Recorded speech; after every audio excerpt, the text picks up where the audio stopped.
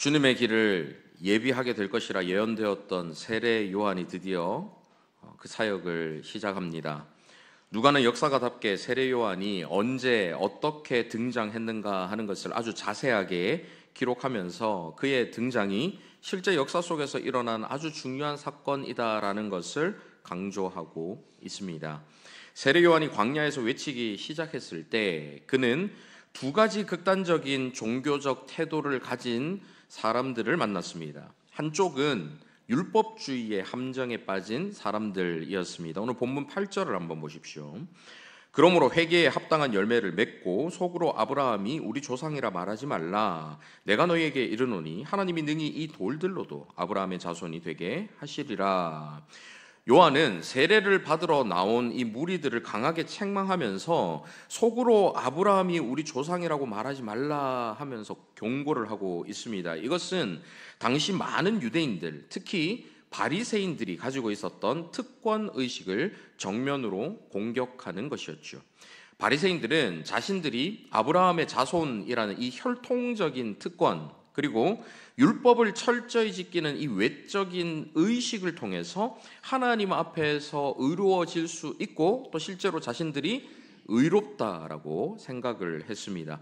성경에 보통 613가지 율법이 나온다 이렇게 보는데요.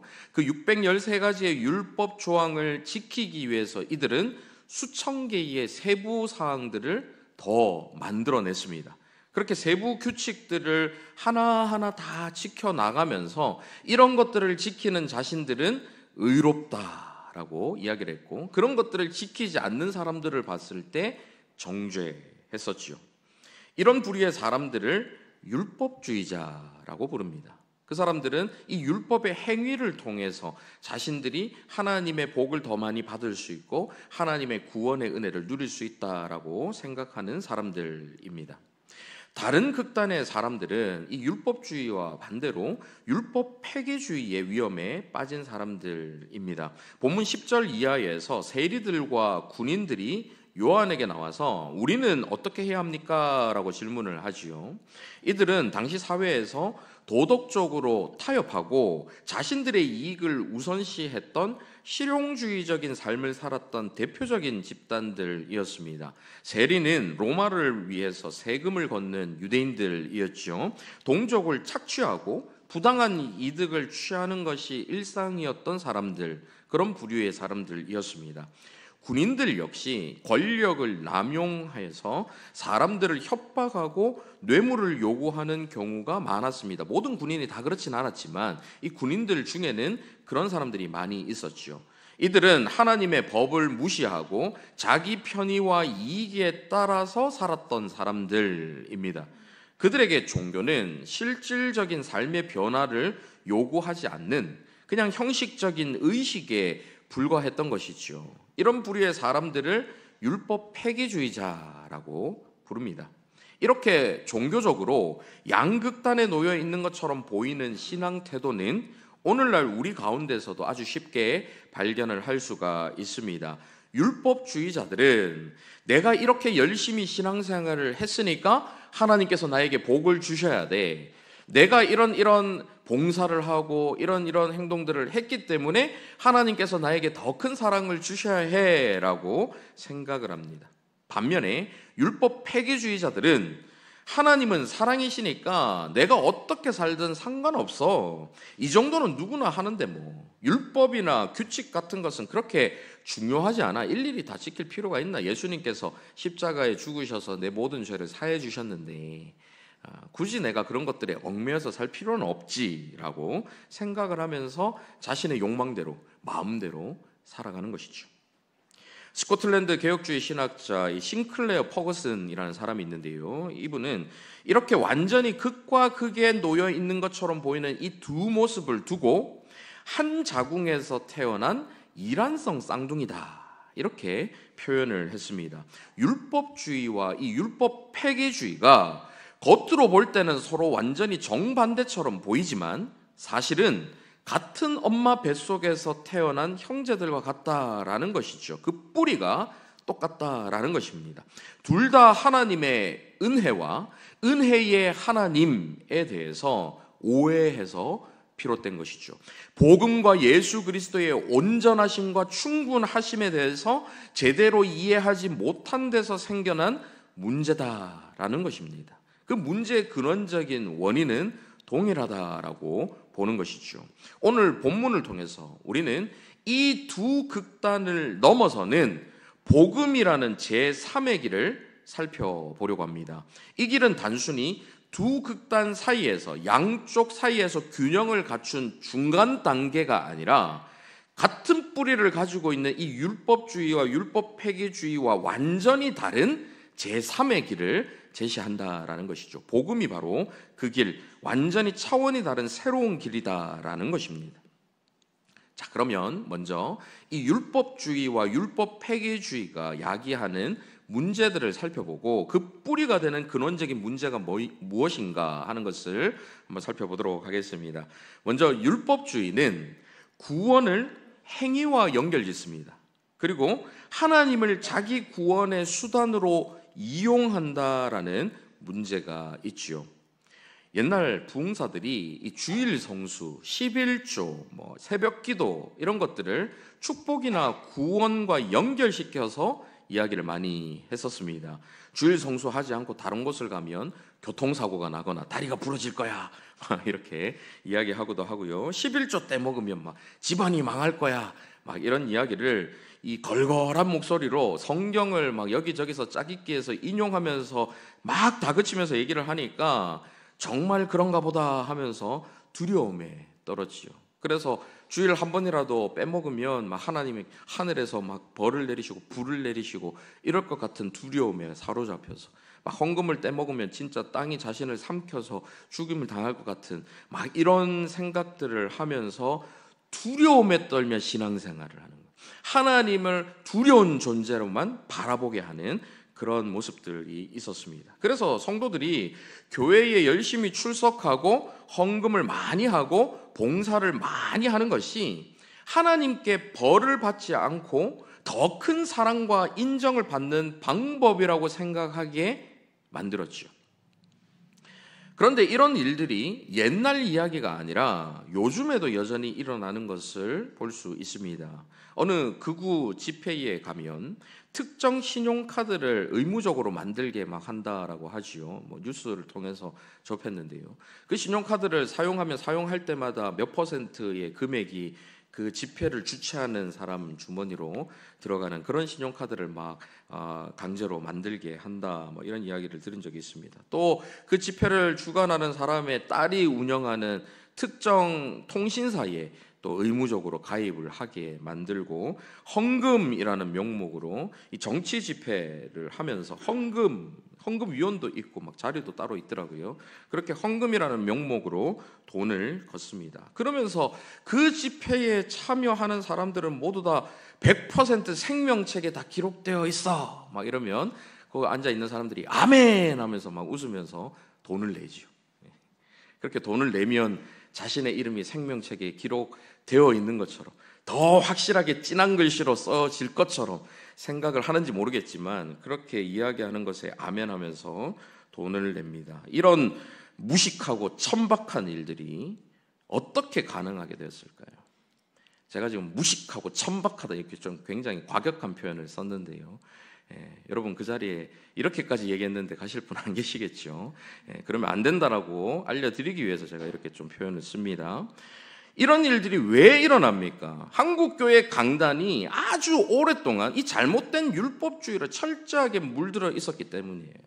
강단에서 이런 것들을 하지 않으면 지옥 가게 될 거야. 이런 것들을 하지 않으면 벌 받게 될 거야. 이런 것들을 하지 않으면 하나님의 사랑을 받지 못할 거야. 이 잘못된 사상들이, 인간적인 생각들이 성경에 근거하지 않은 하나님의 말씀이 아닌 이 잘못된 생각들이 강단에서 퍼지니까 오랜 시간 동안 그 말씀을 듣고 나니까 사람들이 정말 그런가 보다 생각을 하는 거죠. 가장 문제는 뭡니까?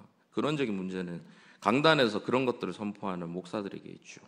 목사들이 성경 말씀을 제대로 가르치지 않고 성경에 나와 있지 않은 자기의 생각들을 막 강단에서 선포하니까 그런 것들에 성도님들이 현혹되는 거 아닙니까? 근데 목사에게만 문제가 있습니까?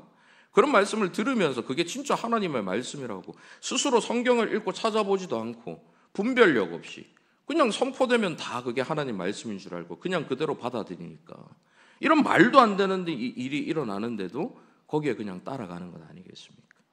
이게 하나님의 말씀을 분별할 수 있는 분별력이 우리 스스로 있어야 되는 거예요. 하나님의 말씀을 읽고 상고하며 정말 그런가 내가 찾아보고 그렇게 주의 깊게 살피면서 하나님의 말씀을 듣고 분별하면서 하나님 말씀대로 살아가도록 애를 써야 하는 것이죠. 아주 오랫동안 이 잘못된 율법주의로 물들어 있는 이 한국교회 강단의 이 모습 때문에 이런 말도 안 되는 일들이 그냥 자행되고 있는 것입니다. 무엇인가를 하면 구원을 받고 거기에 뭔가를 더하면 하나님의 더 큰 사랑을 받고 더 큰 인정을 받고 이것은 진리가 아닙니다. 복음이 아니에요. 하나님의 말씀이 아닙니다. 이것이 바로 하나님과 거래적 관계를 맺으려는 신성모독적인 생각이에요. 예수님께서 이 독사의 자식들아 저주를 하시면서 욕하셨던 이 바리새인들의 생각이라는 것이죠. 우리가 헌금을 하면 우리가 어떤 집회에 참석을 하면 뭘 하면 생명체에 기록되고 구원을 받고 사랑을 받고 복을 받고 부자가 되고 말도 안 되는 이야기입니다. 물론 주일 성수, 11조, 기도, 교회 봉사 이런 것들은 우리의 신앙을 지키는데 아주 중요한 역할을 하는 것입니다. 때로는 우리가 생명을 걸고 지켜야 하는 아주 본질적인 요소들이 그 속에 담겨 있는 것들이죠. 아주 중요한 것들입니다. 하지만 이런 것들을 통해서 하나님의 사랑을 얻으려 하거나 이런 것들을 통해서 더 큰 하나님의 사랑을 얻을 수 있다라고 생각하는 것이 바로 율법주의라는 것이죠. 우리가 하는 어떤 행위도 하나님의 사랑을 더 크게 만들어낼 수는 없습니다. 우리가 가지고 있는 무엇이 하나님께서 우리를 더 예쁘고 더 사랑하게 만들 수 있는 조건이 될 수 있겠습니까? 모든 것을 가지신 전능하신 하나님이신데요. 그 하나님의 구원은 우리가 하는 어떤 행위로도 얻어낼 수 있는 것이 아니에요. 우리가 하는 어떤 것을 통해서도 그 사랑을 더 크게 만들어낼 수 있는 것이 아닙니다. 이미 하나님은 우리에게 더할 나위 없이 큰 사랑을 부어주셨기 때문이죠. 율법주의의 또 다른 문제는 종종 스스로 교만하게 만들고 그 교만이 남을 정죄하는 정죄로 이어진다라는 것입니다. 나는 저 사람보다 더 경건하게 살고 있어. 이렇게 스스로를 교만하게 만들죠. 그러면서 저 사람은 장로라는 사람이 뭐 저래?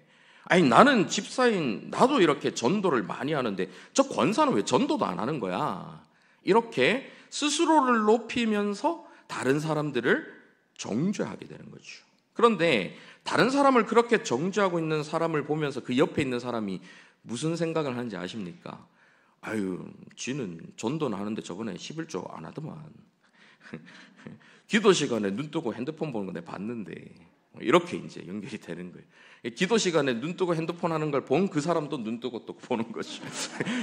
그렇게 이제 정죄를 낳는 악순환이 이제 반복되는 것입니다.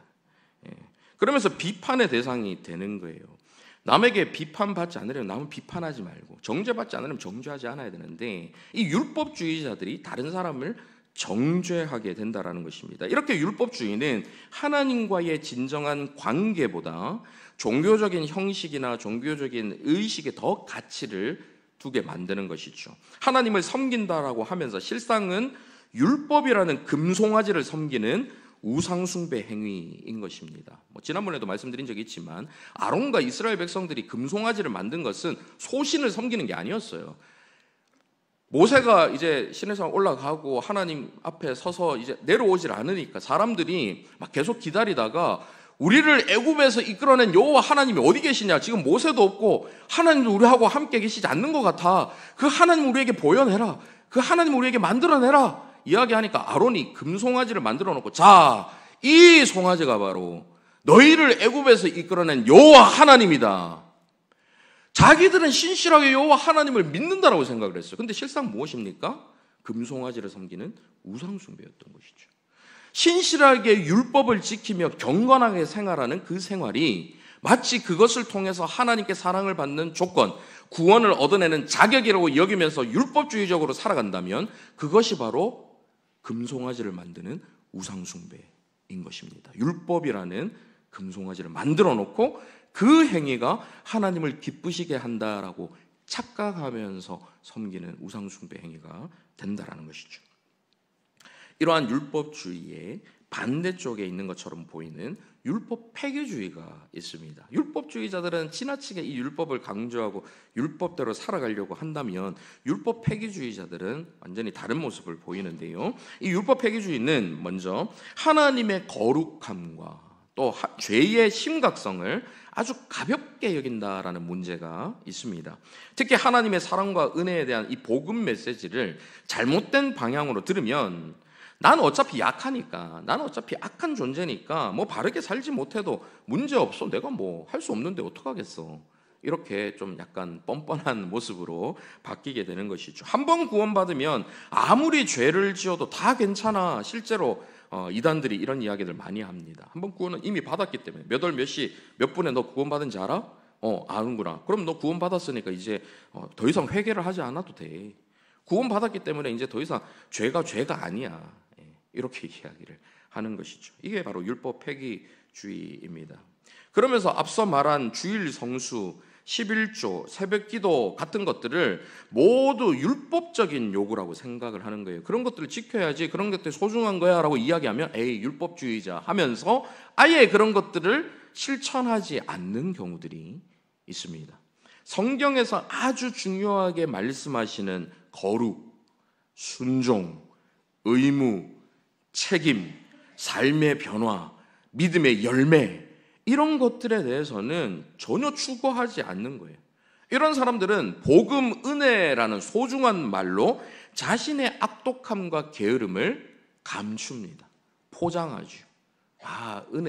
은혜 하면서 자신이 실제로는 할 수 있으면서 게을러서 못하면서, 하고자 하는 마음이 들지 않고 막 하기 싫어해서 악한 그 죄성 때문에 하지 않는 것을 가지고 하나님은 은혜 안에 있으니까 우리는 마음대로 살아도 돼, 이렇게 이야기하는 거죠. 그렇게 자기들은 자유라고 이야기하는데 실제로는 방종인 것이죠. 이 자유와 방종은 완전히 다른 것이지 않습니까? 자유가 아니라 방종하면서 게으르면서 악하면서 그런 것들을 숨기는 것입니다. 율법 폐기주의는 또한 도덕적인 상대주의를 낳는데요. 이 도덕적 상대주의 말이 조금 어렵지만 쉽게 말씀드리면 옳고 그름은 정해진 것이 없다. 상황에 따라서 그때 틀려도 지금은 옳을 수 있다. 옳고 그름이 상황에 따라서 달라진다. 이런 것을 의미하는 것이죠. 조금 구체적으로 예를 들면 옛날에는 혼전 순결을 반드시 지켜야 해, 동성 성관계는 절대로 하면 안 돼라고 옛날에는 그렇게 얘기했지만 그것은 구시대의 유물이야. 지금 시대에 그런 것을 이야기하는 사람은 그냥 꽉 막힌 사람일 뿐이야. 세련되지 못한 사람일 뿐이야. 무식한 사람일 뿐이야. 깨어있는 사람, 잘 아는 사람, 현대적인 사람은 그런 건 어느 정도 용납해 줘야지, 이해해 줘야지. 남들 다 아는데 뭐 지금은 그런 게 죄가 아니야. 이런 것들이 이 도덕적 상대주의인 것이죠.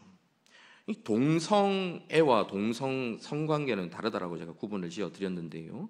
이 성경에서 분명하게 죄로 구분하는 이런 것들을 이 세속적인 가치관으로 죄가 아니다라고 여기는 거예요. 그런 것들은 시대가 바뀌었기 때문에 이제는 다르게 봐야 된다라고 이야기하는 이런 이야기들이 전부 다 율법 폐기주의 안에 있는 도덕적 상대주의의 문제입니다. 이 동성애, 누군가를 사랑하는 마음이 드는 거, 자기들은 선천적이라고 이야기하기도 하고 이러니까, 아니 그 마음에 드는 것까지 우리가 어떻게 정죄할 수는 없죠. 자기가 원치 않는데 그런 마음이 드는 것을 우리가 어떻게 바꿀 수는 없지 않습니까? 그렇다고 해서 그 마음을 가진 것 자체도 우리 안에 있는 죄성이 만들어내는 마음인데, 거기는 그렇다고 치더라도 그것을 가지고 그 행위를 성관계나 동성간의 성관계나 행위까지 나아가는 것은 문제가 되는 것이죠.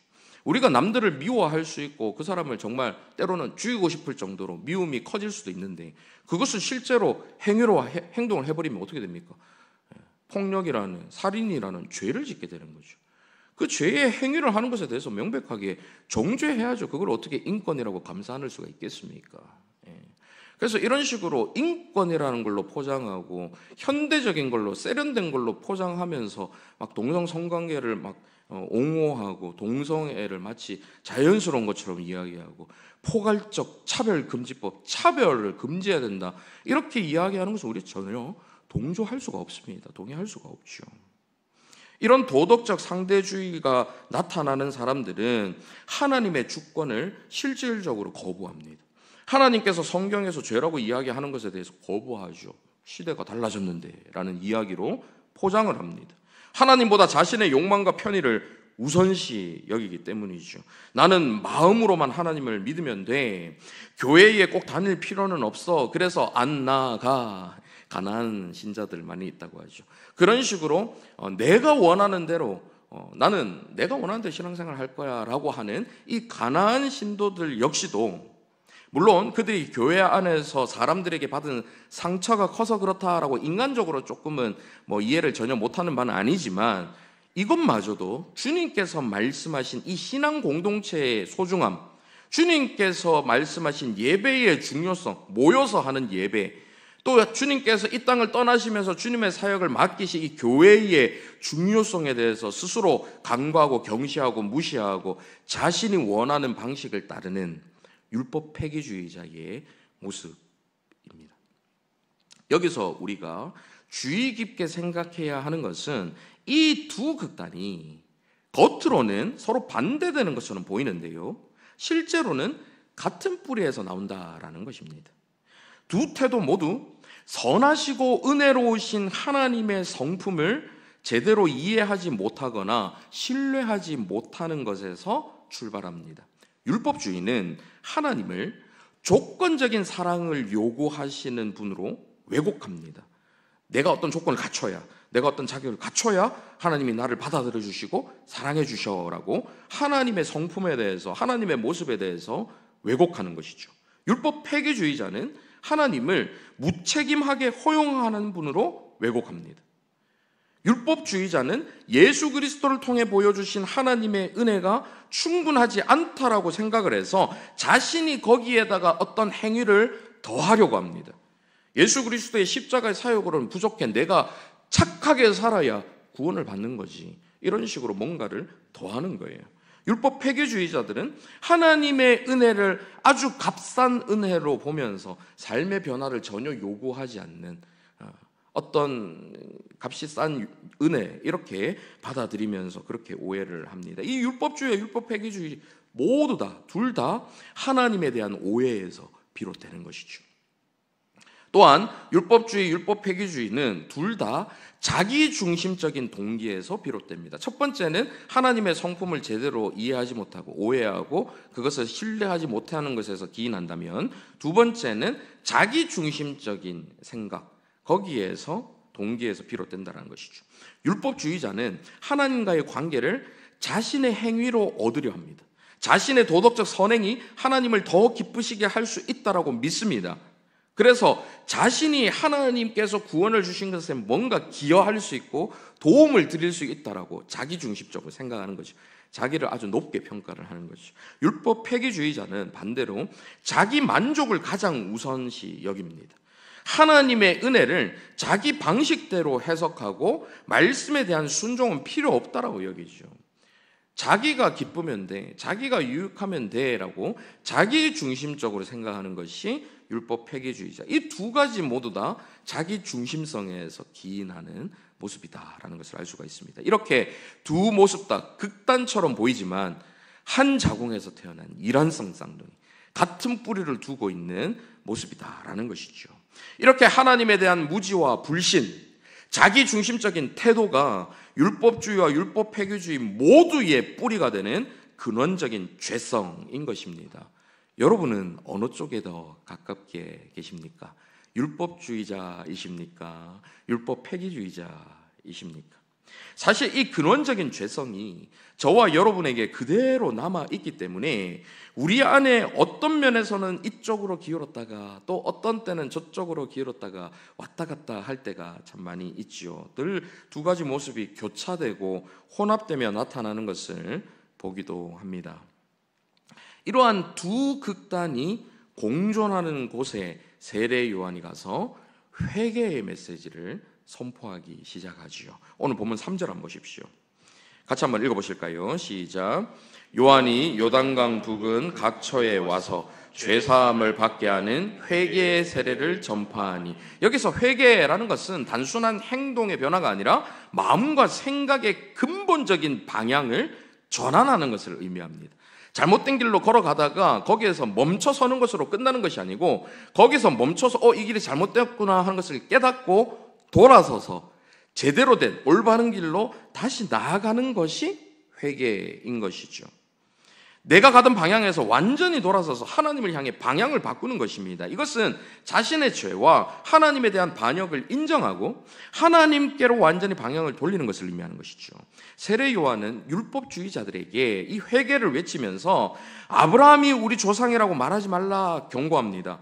이것은 너희의 종교적인 배경이나 전통이나 너희의 행위가, 너희의 의로운 행동이 너희를 구원하지 못한다라고 이야기하는 것이죠. 또한 율법 폐기주의자들에게도 마찬가지로 도덕적인 타협에 대해서 지적하면서 거기서 돌이켜서 구체적인 삶의 변화를 가져라라고 이야기를 합니다. 이렇게 세례 요한의 회개의 요구는 양쪽 다에게 전해지면서 그곳에서 다 돌이키도록, 구체적이고 실제적인 변화를 일으키도록 촉구하는 것이죠. 그는 다양한 계층의 사람들에게 각각 다른 지시를 내립니다. 일반적인 무리들에게는 너희들이 옷 2벌이 있는 사람은 없는 자에게 나눠주고 먹을 것이 있는 사람도 그렇게 할 것이다, 이렇게 이야기를 하죠. 이것은 단순히 착한 일을 해라라는 것이 아니라 하나님의 사랑을 기반으로 해서 이웃 사랑을 구체적으로 실천하라, 이런 지시인 것입니다. 세리들에게는 정한 세금 외에는 더 거두지 말라라고 이야기를 하고요, 군인들에게는 사람에게서 강탈하지 말고 거짓으로 고발하지 말고 받는 급료를 족한 줄로 여기라, 이렇게 이야기를 합니다. 이것은 그들의 직업을 바꾸라라는 이야기가 아니라 그 직업 안에서 정직하고 공정하게 행동하라, 이런 요구를 하는 것이죠. 이렇게 구체적인 지시는 회개가 단순한 감정의 변화나 의식이 바뀌고 생각만 바뀌는 것이 아니라 실제 삶의 변화를 수반해야 한다라는 것을 보여주고 있습니다. 진정한 회개라는 것은 우리의 일상적인 생활, 우리의 관계, 우리의 직업 윤리 등 삶의 전 영역에서 영향을 미치는 것이죠. 그것은 우리가 돈을 어떻게 사용해야 하는지, 다른 사람과의 관계는 어떻게 해야 하는지, 우리가 가지고 있는 힘과 권력을 어떻게 사용해야 하는지 전반에 걸쳐서 우리에게 실제적이고 구체적인 변화를 요구하는 것입니다. 이것은 오늘날 우리에게도 중요한 메시지가 되지요. 우리는 앞에서도 언급드렸듯이 종종 이 2가지 극단 사이에서 방황합니다. 한편으로는 종교적인 의무와 규칙을 통해서 하나님의 인정을 얻으려 합니다. 뼛속 깊이 이 율법주의적인 사고가 우리 가운데 남아 있는 거예요. 그래서 말씀을 선포할 때도 구체적으로 순종하라, 거짓말하지 마라, 정직하라, 이런 이야기가 들려지는 것을 더 선호하고, 그런 이야기가 있어야 그거 딱 붙들고 한 주간 동안 내가 그거 실천하면서 살아야지, 그렇게 하다 보면 그것을 실천하면서 살았던 주간은 하나님 앞에 그 다음 주에 와서 회개 시간에 회개할 게 별로 없어요. 하나님, 저는 이제 떳떳한 거죠. 저는 지난주에 말씀하신 대로 살았는데요. 그렇게 되는 거예요. 그렇게 삶으로써 우리가 하나님 앞에서 의로워졌다라고 착각하게 만드는 것입니다. 이런 율법주의적인 생각이 우리 가운데에 굉장히 많이 남아있죠. 저부터도 그렇습니다. 어릴 때부터 그런 메시지들을 많이 여기저기서 들으면서 자랐기 때문에 그런 것들이 더 익숙하죠. 또 다른 한편으로는 하나님의 은혜를 핑계로 삶의 변화를 미루기도 합니다. 육신이 연약하니까, 마음은 원이로되 육신이 연약해서. 성경 구절 중에 우리가 잘 아는 구절 있잖아요. 자주 써먹으니까. 그런데 다른 구절들은 우리 잘 모르죠. 내가 거룩하니 너희도 거룩하라, 이런 말씀들은 우리 잘 사용하지 않습니다. 술을 마시지 말라 했나, 취하지 말라 했지, 마시는 건 괜찮아. 술 취하지 말라라는 이 구절은 잘 아는데 잠언에 술을 보지도 말라, 이런 구절들은 모르고 싶은 거예요. 그냥 취사 선택해가지고 나한테 원하는 말씀만 받아들이고 그 말씀만 실천하려고 하는 그런 모습들이 우리 가운데 일어나죠. 그것이 율법 폐기주의인데 그런 모습들이 우리 가운데 있습니다. 세례 요한은 그런 우리에게 양극단 모두에서 돌이키는 참된 회개를 촉구하는 것입니다. 즉 마음의 근본적인 변화와 그에 따른 삶의 실제적인 변화를 요구하고 있는 것이죠. 여기에서 문제가 발생합니다. 세례 요한의 메시지를 듣고 우리가 마음과 행동의 변화를 일으키는 회개를 해야겠다 결단할 수 있는데요, 그렇게 생각까지는 할 수 있는데 정말로 이 마음이 변하고 행동이 구체적으로 바뀌는 것, 이것이 굉장히 어렵다라는 것입니다. 사실 행동까지는 우리가 억지로 또 바꿀 수가 있을지 모르겠어요. 막 결단하고 막 두려움 때문이든 뭐 때문이든 우리가 예를 들어서 내일 새벽기도 나가야지, 이런 행동은 마음을 먹고 새벽에 일어나는 행동까지는 바꿀 수 있을지 모르겠습니다. 하지만 마음이 달라진 건 정말로 우리 마음대로 할 수가 없죠. 새벽에 일어나는 것 자체를 싫어하는 사람이 그 새벽에 일어나는 것 자체를 좋아하는 마음으로 스스로 어떻게 바꾸겠습니까? 행동은 할 수 있어도. 그렇기 때문에 세례 요한의 사역은 이 마음까지도 변화시킬 수 있는 능력이 드러나는 완전한 사역이다라고 할 수가 없어요. 그 자체로 완성되었거나 끝났다라고 할 수는 없는 것입니다. 그렇기 때문에 세례 요한은 그 한계를 너무 잘 알아서 사람들이 자신에 대해서 모든 문제를 해결해 줄 수 있는 메시아, 곧 그리스도로 여길 때에 이렇게 반응을 합니다. 오늘 본문 16절 한번 보십시오. 같이 한번 읽어보실까요? 시작. 요한이 모든 사람에게 대답하여 이르되 나는 물로 너희에게 세례를 베풀거니와 나보다 능력이 많으신 이가 오시나니 나는 그의 신발끈을 풀기도 감당하지 못하겠노라. 그는 성령과 불로 너희에게 세례를 베푸실 것이요. 요한의 아주 정직한 고백이지요. 여기서 요한은 외적인 정결의식을 상징하는 물로 세례를 베푸는 자신의 그 사역, 지금 세례를 물로 주고 있으니까 그 자신의 사역과 성령과 불의 세례를 베푸시는 예수 그리스도의 이 사역의 근본적인 차이, 질적으로 차원이 다른 이 차이를 지금 강조하고 있는 것입니다. 예수 그리스도는 율법의 완성이시죠. 마태복음 5장에 기록된 것처럼 그분은 율법을 폐하러 오신 것이 아니라 완성하러 오셨다라고 말씀하셨습니다. 이것은 그리스도께서 율법의 요구를 완벽하게 충족시키셨을 뿐만 아니라 율법에 담겨있는 진정한 의미와 목적을 드러내 주셨다라는 것을 의미하는 것이죠. 여러분, 율법의 목적이 무엇입니까? 이 율법이라는 것은 단순히 죄를 깨닫게 해서 정죄하는 기능이 아니에요. 이 율법의 진짜 목적은 우리가 죄를 깨달아서 우리의 힘으로 그 죄 문제를 해결할 수 없다라는 것을 알고 그 죄 문제를 해결해 주실 예수 그리스도를 향하도록 하는 것이 율법의 목적입니다. 예수 그리스도를 의지하도록 만드는 것, 그것이 바로 율법의 진짜 목적이죠. 갈라디아서 3장 24절 한번 보십시오. 같이 읽으실까요? 시작. 이같이 율법이 우리를 그리스도께로 인도하는 초등교사가 되어 우리로 하여금 믿음으로 말미암아 의롭다함을 얻게 하려 함이라. 율법은 우리가 스스로 의롭게 될 수 없다라는 것을 보여주고 구원자의 필요성을 깨닫게 하는 것입니다. 그리고 우리가 예수 그리스도를 믿음으로 얻는 의로움을 통해서만 하나님 앞에 설 수 있다라는 이 복음으로 나아가도록 만드는 것, 그것이 바로 율법인 것이죠. 이 복음은 그래서 율법주의를 극복할 수 있도록 만들어 주는 것입니다. 복음이라는 것은 우리가 자신의 의로움이나 종교적인 성취로 하나님께 나아갈 수 없다라는 것을 분명하게 선포하지요. 로마서 3장 20절 이하를 한번 보십시오. 그러므로 율법의 행위로 그의 앞에 의롭다 하심을 얻을 육체가 없나니 율법으로는 죄를 깨달음이니라. 이제는 율법 외에 하나님의 한 의가 나타났으니 예수 그리스도, 율법과 선지자들에게 증거를 받은 것이라. 곧 예수 그리스도를 믿음으로 말미암아 모든 믿는 자에게 미치는 하나님의 의인이 차별이 없느니라. 할렐루야. 우리가 믿고 있는 복음이죠. 율법의 의가 아니라 하나님의 의, 예수 그리스도를 믿음으로 통해서 우리에게 주어지는 그 하나님의 의, 이것이 바로 복음인 것입니다. 율법을 실천해서 하나님께 인정받기 위해 노력해 본 사람들은 이 자리 가운데 계시는 대다수의 분들이 아마 그렇게 노력하면서 살아보셨을 텐데, 그런 분들은 이것이 얼마나 좋은 소식인지 아실 거예요. 내가 금식기도도 해보고 새벽기도도 빠짐없이 나와보고 다 해봤는데 그걸 영원토록 이어가는 게 너무 힘들어. 3일 하다가 난 끝냈는데, 성경 읽는 것도 한 며칠 하다 끝낼 수밖에 없던데.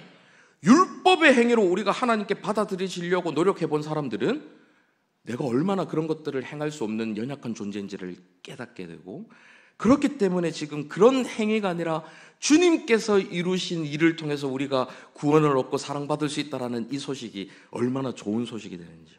그런 것들을 깨닫게 되는 것이죠. 우리는 더 이상 하나님의 인정을 얻기 위해서 끊임없이 노력할 필요가 없습니다. 생명책에 기록되기 위한 목적으로 집회에 참석할 필요가 없어요. 헌금을 하실 필요가 없어요. 여러분, 헌금을 아무리 많이 한다고 해도 여러분 생명책에 이름 두 줄로 적히고 밑줄 그리고 안 그럽니다. 그런 일은 일어나지 않습니다. 우리는 이미 그리스도 안에서 완전히 받아들여졌습니다. 여러분 아멘이십니까? 우리는 이미 그리스도 안에서 무한히 사랑받고 용납받았습니다. 그래서 이 자리에 있을 수 있는 거예요. 저와 여러분이 이 예배 자리에 나와 앉아있는 이 자체가 이미 하나님께서 저와 여러분을 받아들여 주셨기 때문에 가능한 것입니다. 저와 여러분이 어떤 행위를 해서가 아니고 세상에서 어떻게 착하게 살아서가 아니라 예수 그리스도를 통해서 저와 여러분을 이미 구원해 주셨기 때문에 예배자로 택하여 주셔서 이곳에 불러주셨기 때문에 하나님의 은혜로 우리는 이 자리에 앉아 있을 수 있는 거예요. 이미 그 사랑을 받은 사람입니다. 그보다 더할 수 없는, 더할 나위 없는 무한한 하나님의 그 사랑을 이미 다 받아 누리는 존재라는 것이죠. 그래서 우리는 이 이미 받아들여진 이 복음으로 인해서 율법주의의 사슬에서 건짐받을 수가 있는 거예요. 받아들여지기 위해서 뭔가를 해야 한다는, 하나님을 두렵고 떨리게 막 생각하면서 너무 두려운 존재로만 보면서 마치 나의 구원을 잃어버릴까 봐 두려워하는 그런 율법주의의 사슬에서 구원받을 수 있는 것입니다. 이 복음을 제대로 이해하면 마찬가지로 이제 더 이상 율법은 필요 없다라고 하는 율법 폐기주의에 빠지지 않을 수도 있게 됩니다. 왜냐하면 이 복음이라는 것은 우리가 얼마나 심각한 죄인인지를 깨닫게 만들어주기 때문입니다. 바로 예수 그리스도께서 십자가에 죽으셔야 할 만큼 우리의 죄가 심각하다라는 사실을 일깨우는 것, 그것이 바로 복음이지요. 저와 여러분의 죄 때문에 하나님의 아들이신 예수 그리스도께서 십자가에 죽으셔야 할 만큼 저와 여러분의 죄가 심각하다는 것을 깨닫는 게 복음이기 때문에 그렇게 심각한 죄를 안고 있는 저와 여러분이 그 심각한 죄, 예수님을 죽이는 그 죄를 다시 범한다? 생각조차 하기 싫은 거예요. 그 죄를 미워하는 미움이 우리 가운데 생겨나게 되는 것입니다. 이것이 바로 복음의 능력인 것이죠. 진정한 복음의 능력은 그래서 아주 값비싼 은혜입니다. 그것은 그리스도의 피로 값주고 산 은혜이기 때문이죠. 이 놀라운 은혜의 복음이 성령님의 능력을 통해 우리 안에 진정한 변화를 가져오게 되는 것입니다. 에스겔 36장 26, 27절 같이 한번 읽으시겠습니다. 시작. 또 새 영을 너희 속에 두고 새 마음을 너희에게 주되 너희 육신에서 굳은 마음을 제거하고 부드러운 마음을 줄 것이며 또 내 영을 너희 속에 두어 너희로 내 율례를 행하게 하리니 너희가 내 규례를 지켜 행할지라. 내 영을 너희 속에 두어 너희로 내 율례를 행하게 하고 규례를 지키게 하겠다. 율법을 지키게 해주겠다 말씀하시는 거죠. 이것이 예수 그리스도께서 우리에게 베푸시는 성령과 불의 세례인 것입니다. 우리의 심령을 변화시키는, 마음을 변화시키는. 성령님은 우리 안에서 굳은 마음을 제거하고 부드러운 새 마음을 주십니다. 그리고 마음 깊이 하나님의 율법을 새겨주시고 우리가 그것을 자발적으로 사랑하고 자발적으로 따르도록 만들어주시는 것이죠. 그분은 우리에게 하나님을 향한 올바른 사랑을 부어주시고 죄를 혐오하고 증오하는 죄를 향한 미움을 우리 가운데 심어주시는 것입니다. 그렇게 우리가 하나님의 율법을 외적인 규칙으로만 지키는 것이 아니라 내적인 기쁨으로 따르도록 도와주시는 것이죠. 따라서 예수 그리스도의 복음은 단순한 율법적 행동 변화뿐만 아니라 근본적인 마음의 변화를 일으켜주는 복된 소식인 것입니다. 자, 그렇다면 마지막으로 우리는 어떻게 이 복음이라는 제3의 길을 일상생활에서 구체적으로 실천할 수 있는가 하는 것을 살펴보도록 하겠습니다. 먼저 우리는 예수 그리스도의 복음을 계속해서 들어야 합니다. 같은 말씀을 계속 듣는 것 같아도 이 복음의 말씀을 계속해서 반복해서 듣는 것이 중요해요. 오늘 본문 18절에 보시면 세례 요한이 여러 가지로 권하여 백성에게 좋은 소식을 전했다라고 나오고 있습니다. 계속해서 복음을 전하고 또 전하는 것이죠. 우리는 쉽게 복음을 잊어버리고 이 율법주의나 율법 폐기주의로 돌아가려는 경향이 있습니다. 뼛속까지 그게 남아 있어서 가만히 내버려 두면 계속해서 이쪽으로 돌아가려고 합니다. 그래서 우리는 자주 복음을 듣고 날마다 매일마다 이 복음의 진리를 떠올리며 살아가야 하는 것이죠. 아침에 일어나셔서 거울을 보시면서 역시 오늘도 나는 잘생겼어 막 이렇게 생각하는 게 아니라 오늘도 이쁨이 여기저기 묻어있네 막 이렇게 보시는 게 아니고 거울을 보시면서 읊조리는 거예요. 나는 그리스도 안에서 완전히 용납되었어. 세상에서 나오는 자기 개발서, 처세술 이런 것들을 보면 I love myself, 나는 나를 사랑해, 이런 것들을 막 거울을 보면서 10번씩 외쳐라, 이런 것들을 가르쳐 주는데 우리는 그런 걸 행하는 게 아니라 나는 그리스도 안에서 나를 사랑할 수 있어. 나는 그리스도 안에서 사랑받는 자가 되었어. 나는 그리스도 안에서 누군가를 사랑하고 하나님께서 그리스도 안에서 나는 모든 것을 용납하시고 사랑하시는 이미 용납받은 자가 되었어. 이런 것들을 되뇌이는 거예요. 내 가치는 내 성취에 있는 것이 아니라 그리스도 안에서 하나님의 자녀라는 정체성에 내 가치가 있다. 이거를 날마다 거울을 보면서 되뇌이는 것입니다. 그리고 여기서 끝나는 것이 아니라, 하지만 하나님께서는 나를 너무 사랑하셔서 현재의 이 모습 그대로 내버려 두지 않으셔. 그분은 나를 그리스도의 형상으로 변화시키시고 또 그 형상으로 변화되기를 원하셔. 그리스도의 장성한 분량까지 자라가길 원하셔. 이 두 가지를 같이 읊조리는 거예요. 우리의 행위가 아닌 우리 예수 그리스도를 통해서 우리는 받아들여졌고, 그렇게 받아들여진 자로서 그리스도를 닮아가기를 원하시는 하나님의 마음을 계속해서 날마다 되뇌이고 또 되뇌이는 것입니다. 이렇게 복음이 우리의 마음과 생각을 완전히 사로잡을 수 있도록 만드는 것이죠. 두 번째로, 우리는 말씀을 통해서 하나님의 성품을 더 깊이 알아가야 합니다. 오늘 본문 2절에 보시면 하나님의 말씀이 빈들에서 요한에게 임했다, 이런 말씀이 나오죠. 요한은 말씀을 듣고 빈들에서 그 말씀에 대해서 깊이 묵상을 합니다. 그래서 하나님에 대해서 경험하고 하나님의 뜻을 깨달았던 것이죠.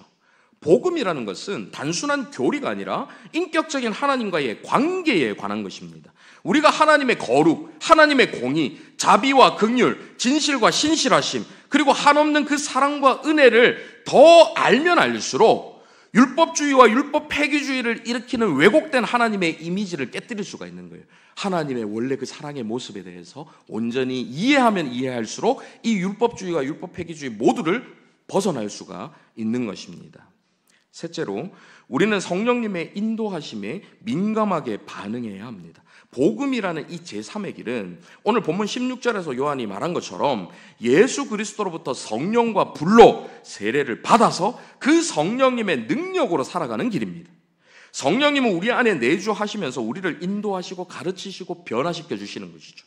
성령님께서 우리 안에서 일으키시는 이 거룩한 소망, 거룩한 욕망, 거룩한 생각, 거룩한 마음, 거룩한 꿈, 이런 것들이 우리 가운데 계속해서 심어주실 때 우리는 거기에 주의를 기울이며 그분의 인도하심을 따르다 보면 자연스럽게 이 제3의 길, 복음의 길, 예수 그리스도께서 걸으신 그 예수의 길을 따라 걸을 수가 있는 것이지요. 이제 말씀을 맺겠습니다. 세례 요한은 사람들에게 율법주의와 율법 폐기주의 모두에서 돌이켜서 회개하라고 촉구를 합니다. 메시아를 맞이할 준비를 하라고 촉구하죠. 오늘날 우리도 같은 부르심을 받고 있습니다. 우리는 율법주의의 교만과 율법 폐기주의의 방종 모두를 버리고 복음이라는 이 제3의 길을 따라야 합니다. 이 길은 예수 그리스도 안에서 완벽하게 구현된 길이죠. 그분은 율법을 완성하셨고 하나님의 공의와 사랑이 어떻게 조화를 이루는가 하는 것을 십자가를 통해 보여주셨습니다. 예수 그리스도의 복음은 우리가 오직 그리스도의 의로움을 통해서만 하나님 앞에 설 수 있다라는 것을 가르쳐 줍니다. 그렇게 우리가 예수의 길, 복음의 길을 걸을 때에 우리는 하나님을 두려워하거나 하나님을 이용하는 것이 아니라 그분을 사랑하고 신뢰하는 삶을 살아갈 수 있게 되는 것이죠. 하나님의 법을 무시하거나 형식적으로 따르는 것이 아니라 그것을 마음에 새기고 기쁨으로 따르는 삶을 살아갈 수가 있는 것입니다. 하나님의 무조건적인 사랑을 경험하고 그 사랑에 감사함으로 응답하는 삶을 살아갈 수가 있는 것이죠. 저와 여러분 모두가 복음이 제시하는 그 길을 따라 걸으며 구별된 거룩과 참된 자유 가운데 살아갈 수 있기를 간절히 바랍니다. 아멘. 말씀을 생각하며 함께 찬양했으면 좋겠는데요. 예수의 길 함께 고백하시겠습니다.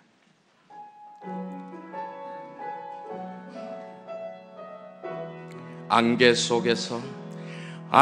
속에서 주님을 보내 아무도 없을 것 같던 그곳에서 손 내미셔서 나를 붙드네 길 잃고 쓰러져 가던 그곳에서 주 말씀하시네 내 손 잡으라고 내가 곧 길이요 진리 생명이니 나 그 길을 보내 주 예비하신 곳 다른 길로 돌아서지 않으리 예수의 길 그 좁은 길 나는 건네 주 손잡고